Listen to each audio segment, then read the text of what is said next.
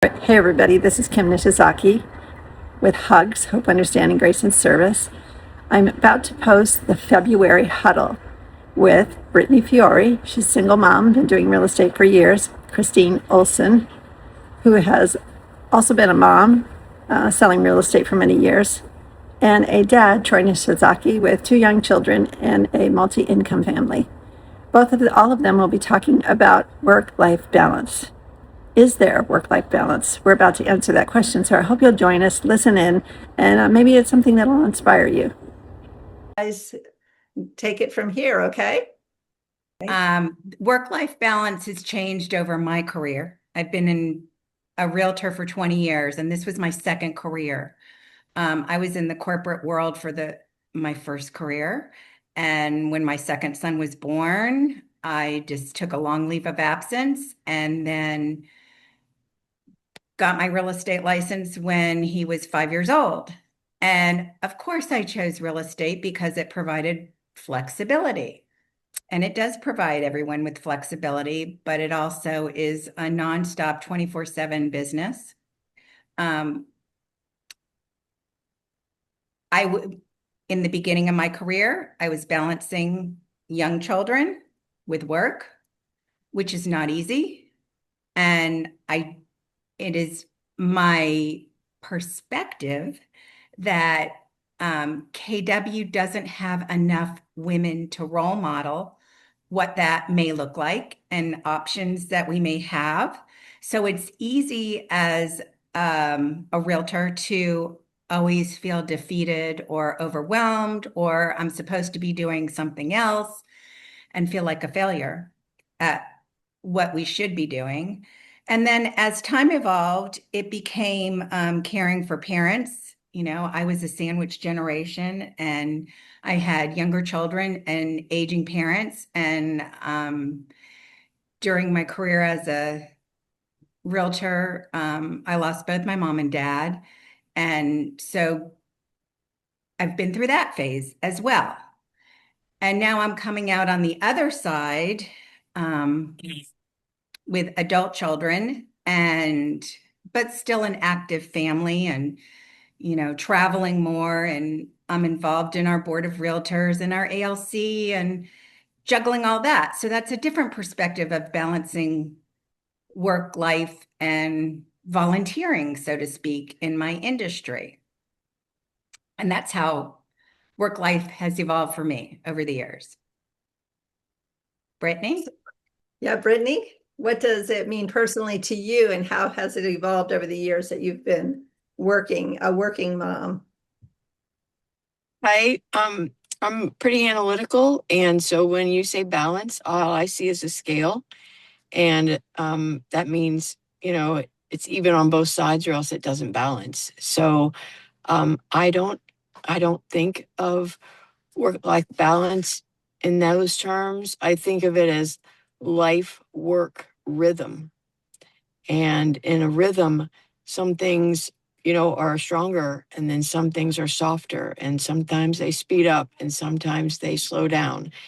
And through coaches and mentors in my market center and the people that I've aligned myself with, I choose to give myself grace when I do need to take care of a parent or a child.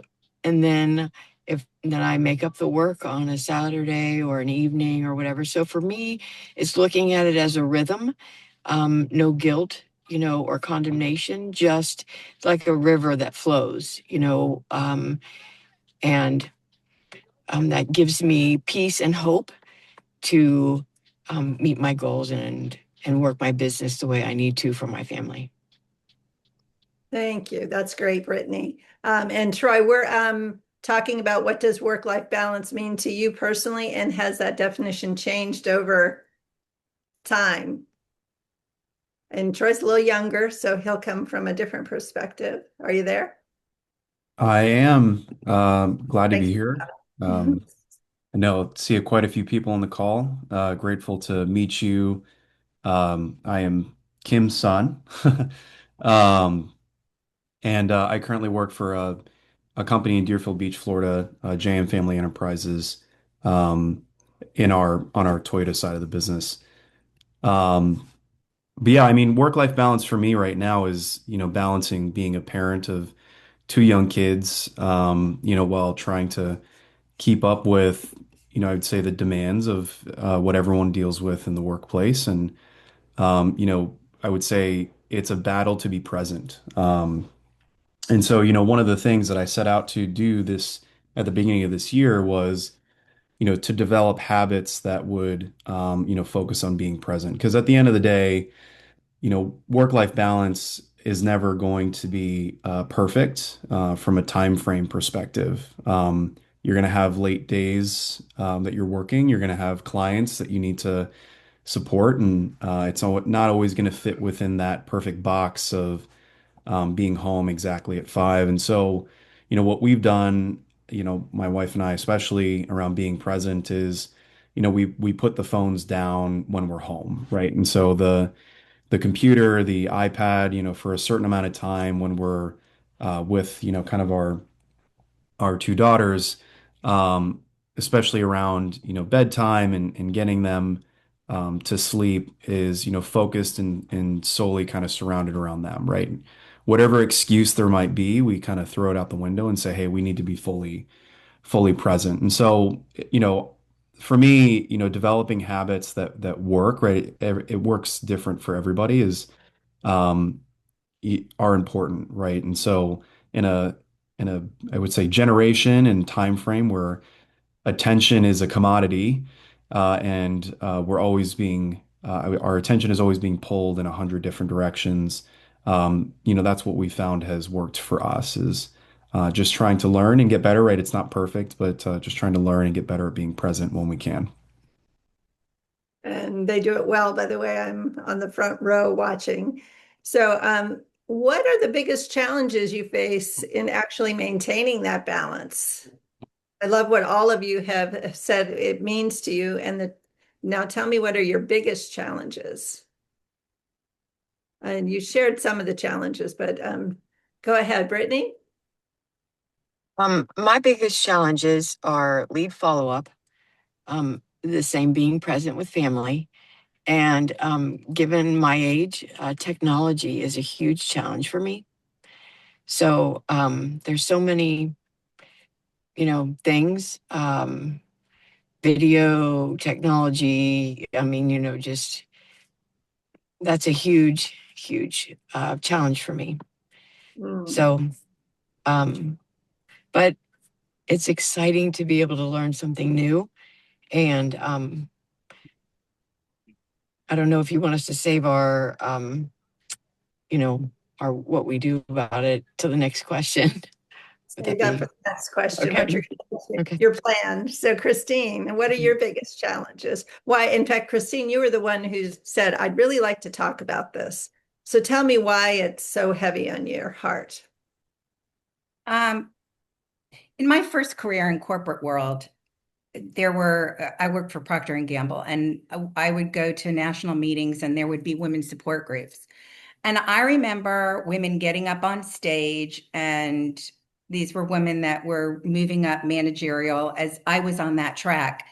And I remember them standing in front of the crowd, and I had a baby at the time. And they said, I don't do house plants because I'm always traveling and I can't take care of a house plant. And they also said, I gave up the idea that I could ever be a room mom because I'm always traveling. And I thought, heck with that. I do not want to live a life like that. I didn't want that life. It took a while to switch careers, but I did because I wanted those things.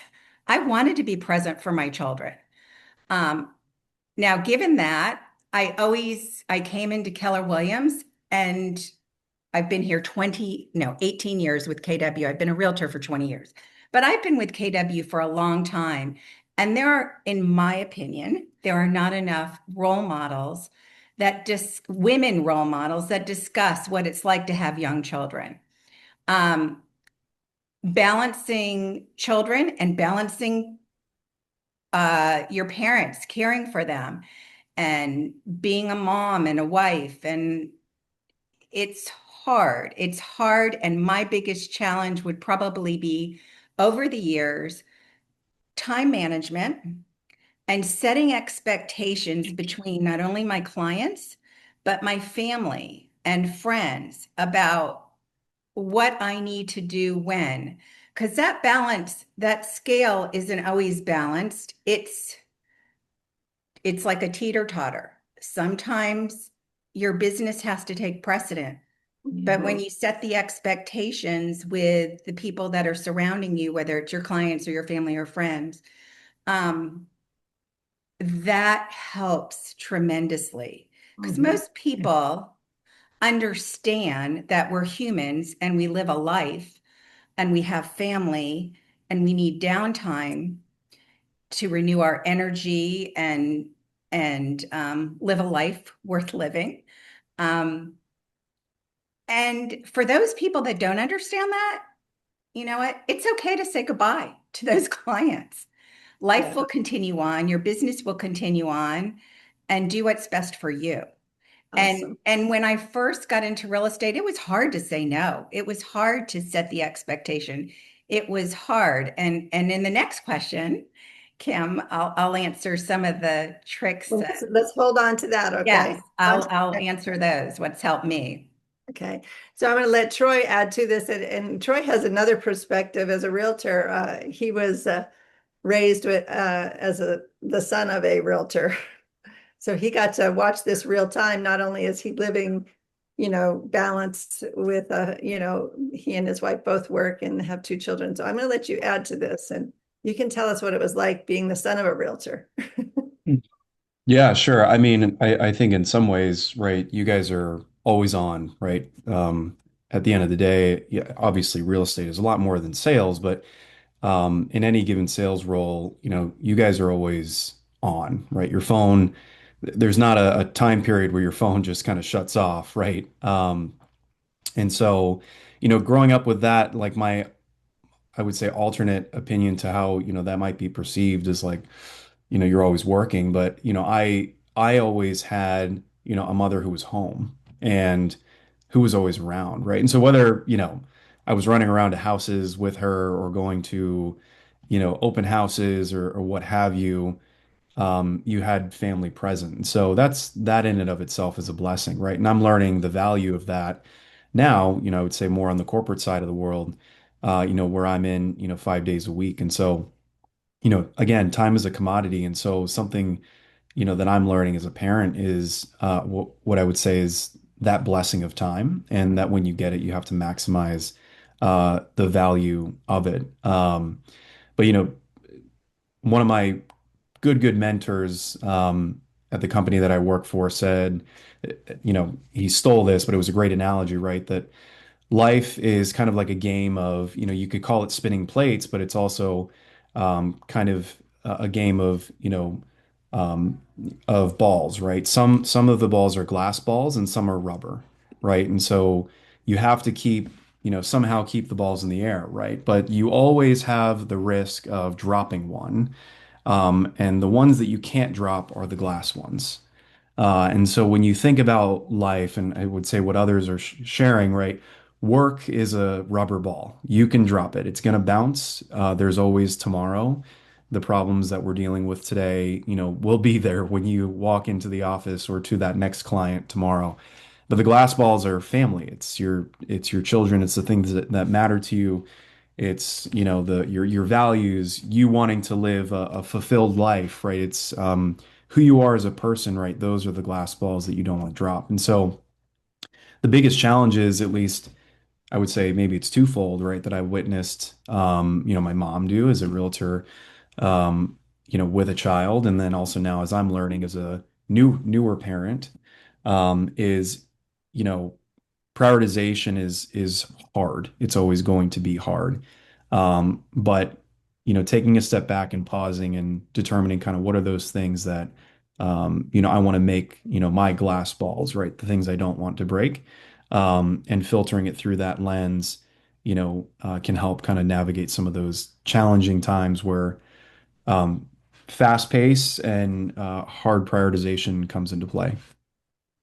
Thank you, Troy. So Um, you all have been really great. Now I want you to wrap this up with what specific strategies or habits have helped you create a healthier rhythm. I loved what Brittany said in the beginning about the rhythm. To me, that was powerful, those words. And what Troy said about the glass balls, powerful analogies. And then after you guys are finished, John is going to wrap it up and tell us in the book, The One Thing. Gary Keller talks about work-life balance. And so John's going to finish it up with what Gary Keller, how he encourages it. So just take half a minute to a minute. And Brittany, you want to start? Right. Um, I was able to have a coach to help me with my lead follow up, to help me be present with my family and establish some boundaries. I don't walk in the home anymore on the phone. That's one of my boundaries. And like Troy said, I do like to, I'm not on the phone during these periods of time. Um, and so I also have a technology coach. I have 3 different technology coaches. And I do have, a coach that's free. Diana Kokoska, she is Diana K, and she do 30 minutes of free coaching every week on Tuesdays. If you're looking for a free coach, they're definitely worth the investment to find the solution. This is the greatest business that there is, and we can bring hope to our clients and our family. We can bring understanding to our clients, on how we can solve their problems in housing, which is probably their biggest problem they'll ever have. We can give grace to ourselves and our family through what we choose to do for a living, and ultimately, we're in a service industry, and I am just thankful to have found real estate and the Hugs Group. We're glad we found you too. Brittany has been a single parent for a long time doing real estate, so you're a real encouragement to us. And Christina, what are you doing to implement? I learned a long time ago, as far as time management, that your life is everything in your world is an appointment. It doesn't have to be business. It doesn't have to be doctors. It's your family. It's dinner. It's your children's soccer game, baseball game, school activities. They're appointments. And when a client asks for your time and you have a conflict with that time, they don't have to understand what you're doing, but you have an appointment at that time. And you come across professional and you're setting boundaries. And then also establishing expectations with family, with friends, with clients about how you work and best ways of communication. And you don't typically get calls after 7 o'clock or whatever the case may be. Let them know up front. And everybody, 99.9% of the people are very respectful of that. And that helps your world tremendously. Awesome. Thank you, Christine. And thanks for, and last but not least, Troy. Yeah, I think in life, right, in order to not only, I would say, protect yourself and your family and your well-being, something that I would say that we've started to implement is what we call micro boundaries, right? Um, and one of those that I had kind of explained earlier was, putting the phone down, when it's, kind of that 1.5 to 2 hour window that, you have after work with your kids, right? And micro boundaries are just small things where, you're not striving for perfection or they're big swings, right? But rather you're kind of chasing progress in small consistency, which can build kind of sustainability over time. And so that's, I would say something that I am working on, but continue to try and tackle, right?